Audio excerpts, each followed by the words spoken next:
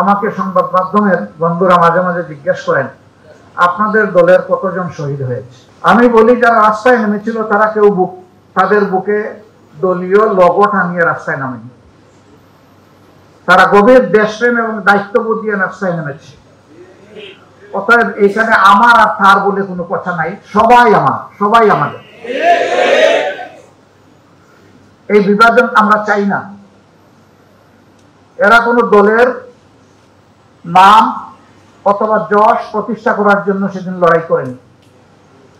তারা স্বৈরাচারের বিরুদ্ধে লড়াই করেছে। স্বৈরাচারের বিরুদ্ধে লড়াই করা লোক যে দলের যে ধর্মের হোক তারা সবাই এই জাতির সম্পদ, এবং জাতির উচিত তাদের প্রতি সেই শ্রদ্ধা নিবেদন করা।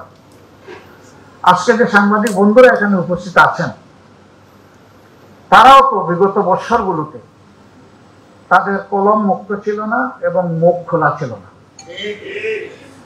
তাদের কলমকে থামিয়ে দেওয়া হয়েছিল, নিয়ন্ত্রণ করা হয়েছিল কঠোরভাবে, আর মুখে ঝুলানো হয়েছিল অদেখা তালা। 5 তারিখের গণঅভ্যুত্থানের পর, ছাত্র জনতার গণবিপ্লবের পর আলহামদুলিল্লাহ হাতও মুক্ত হয়েছে, মুখের তালাও খুলেছে। আমরা চাই সমাজের এই গুরুত্বপূর্ণ স্তম্ভ, এটা তাদের বিবেক অনুযায়ী তারা দায়িত্ব পালন করুক, সত্যকে সত্য হিসাবে তুলে ধরুক এবং নিঃসংকোচে তুলে ধরুক, সেটা যার পক্ষে হোক আর যার বিপক্ষে হোক। তাদের কলম মুক্ত থাকুক, তাদের মুখটাও খোলা থাকুক। সাংবাদিকদেরকে বলা হয় জাতির বিবেক, মিডিয়াকে বলা হয় দর্পণ। আমরা ঠিক এই জায়গায় তাদেরকে দেখার ব্যাপারে প্রত্যাশী, আগ্রহী।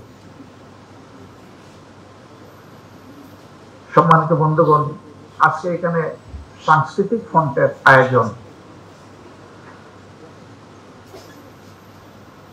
আমাদের সংস্কৃতি ভুলিয়ে দেওয়ার অনেক অপচেষ্টা করা হয়েছে, কিন্তু একটা কথা মনে রাখতে হবে, যে দেশের মানুষের ঘুম ভাঙে আজান শুনে সেই দেশের মানুষের অন্তর থেকে বিশ্বাস এবং বোধ ছিনিয়ে নেওয়া অত সহজ নয়। এই জায়গাটার মূল অনেক গভীরে। এটি ব্যঙ্গের ছাতা নয়, আস্তে করে তুলে ফেলা যাবে। এটি 1000 বছরের বটবৃক্ষ। তার মূল অনেক গভীরে, টান দিলেই উপড়ে ফেলা যাবে না।